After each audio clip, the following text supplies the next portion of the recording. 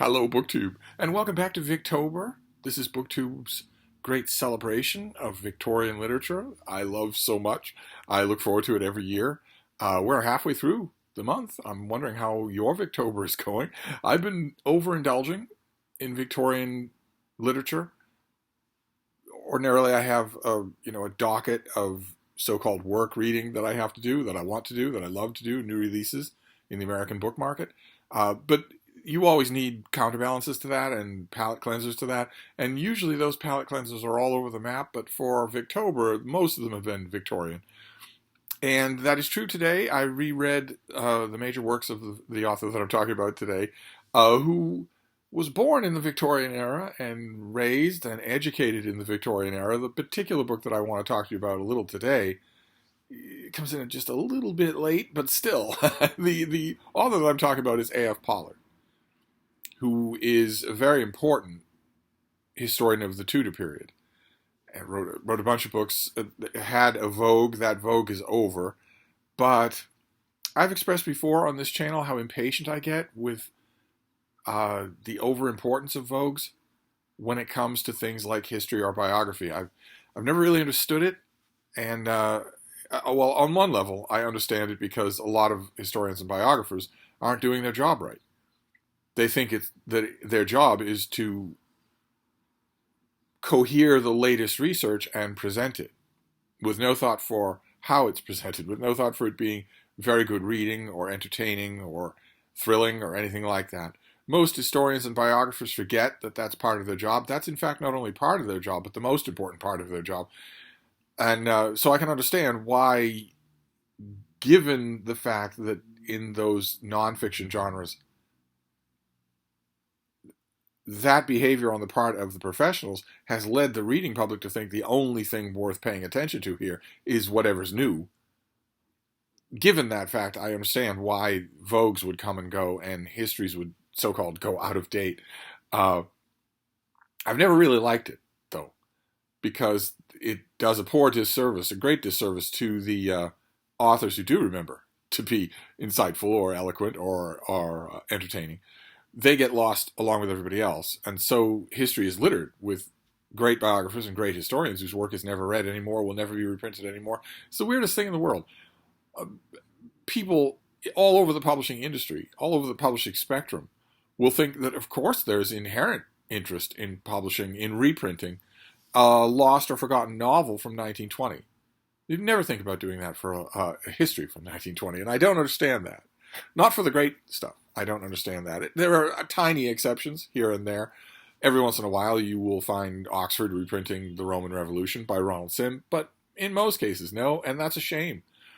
And that is true with the historian that we're talking about today. A.F. Pollard was born in the Victorian era. He was raised there, and the book that I want to talk about today just a bit is his look at Henry VIII. Which is not exactly a full-dress, pull out the stops biography. He says at the beginning of this book that it's kind of weird that that Henry VIII has not typically had such things, that type of work, and I agree. I always shock English history fans and also biography fans when I say that one of the biographies that I'd really like to see is a truly great biography of Henry VIII, who's surely one of the most studied and most known and talked about figures in Western history. But I think it's true.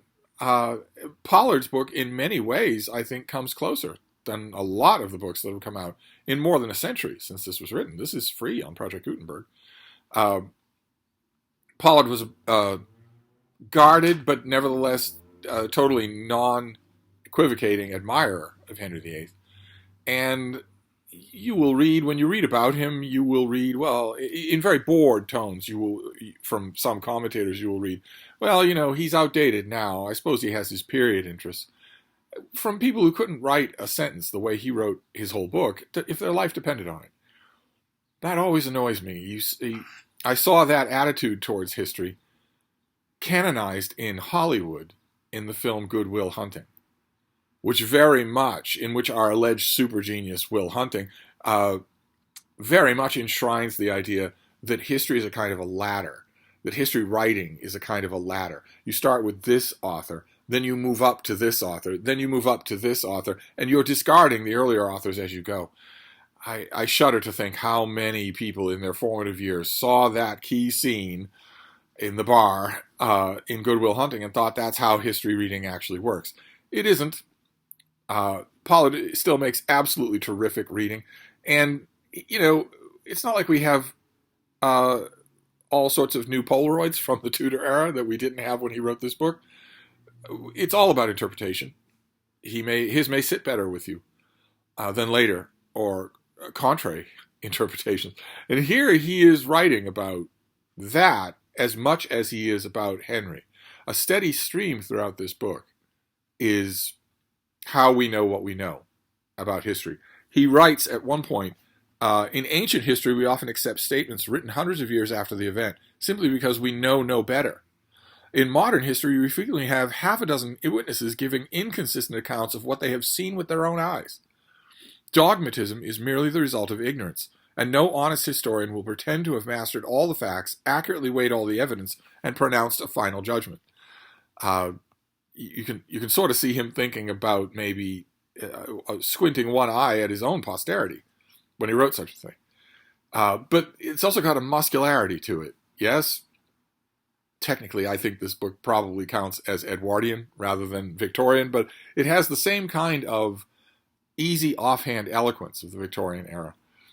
And he goes through in this book all the major events of Henry's reign. He is slightly more apologetic for Henry than a lot of historians tend to be, including historians writing at the same time. So it's sometimes true that Henry's hands, which dripped with blood, are washed clean by this biographer. You just have to read between the lines, right? But I want to read you a section that he writes about a famous event in Henry's career when he was starting to get the feeling. Oh, you want to get down from there, baby? There you go. Henry was starting to get the feeling of what he could do with regard to taking control of the church and its revenues and establishing himself as just a supreme God, emperor, dictator of his realm. So not just that you will pay my taxes, the taxes that I levy on you, but you will also have me in your heart as a religious leader, as a spiritual leader. And naturally, for various reasons, a lot of people in England dissented from that. They didn't agree with that at all. And quickly, Henry's advisors and Henry himself came to what is a self-evident realization. It's horrible, but it's self-evident, which is that if you are setting yourself up in his position like he was, you can't have dissenters.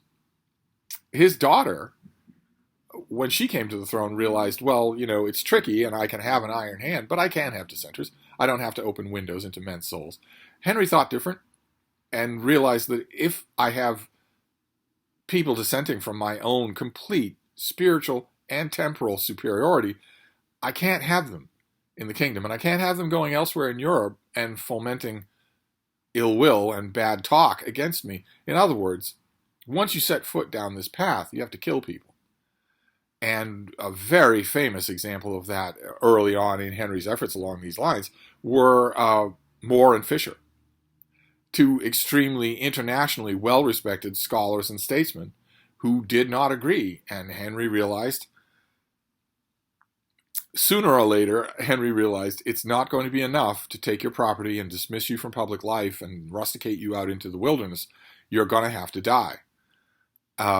And Pollard has a really good segment on that I thought I'd read you, just a touch long, but it was the personal eminence of the victims, this is More and Fisher, rather than the merits of their case that made Europe thrill with the horror at news of their death. For thousands of others were sacrificing their lives in a similar cause in most of the countries in Christendom. For the first and last time in English history, a cardinal's head had rolled from an English scaffold. And Paul III, that's Pope Paul III, made an effort to bring into play the artillery of his temporal powers. As supreme lord of all the princes of the earth, he arrogated to himself the right to deprive Henry VIII of his kingdom. And he sent couriers to the various courts to seek their cooperation in executing his judgment. But the weapons of Innocent III were rusty with age. Francis denounced the Pope's claims, that's King Francis of France, denounced the Pope's claims as the most impudent attack on monarchical dignity, and Charles, that's Emperor Charles, was engaged in a conquest of Tunis. Thus, Henry was able to take a high tone in reply to the remonstrances addressed to him and to proceed undisturbed with the work of enforcing his royal supremacy. So it's a little side note. Pollard hits it a couple of times in this book, which is that the papacy was not prepared for this move by England, by Henry VIII, and that if it had been prepared and maybe kept itself in a little bit better nation-dominating state, it might have been a more even contest. It might have been that something was a lot more. Things might have gone very differently, and it's little nuggets of food for thought there all throughout this book that make it so wonderful. So I want to recommend it. I want to recommend the works of A.F. Pollard for Victober. He is forgotten. No one will reprint him. The proposal on your part to reprint him would probably, in some circles, be met unthinkingly with, "Oh, it's old history." Again, I do not understand that. This is fine stuff. So, but again, don't take my word for it. download his Henry VIII biography from Project Gutenberg today and see if you like it. See if you, especially if you like Tudor history and you've read another biography of Henry VIII or two, read this one. See if it doesn't hold up. I bet you'll like quite a bit what you read. But anyway, that's Victober for now. I'll be back. We have plenty more time left in the month. I've got a whole bunch of other ideas for Victober. We'll just have to see how quickly I can bring them to fruition. But in the meantime, I'll wrap this up for now. That's A.F. Pollard for you, and I'll be back. Thank you, BookTube.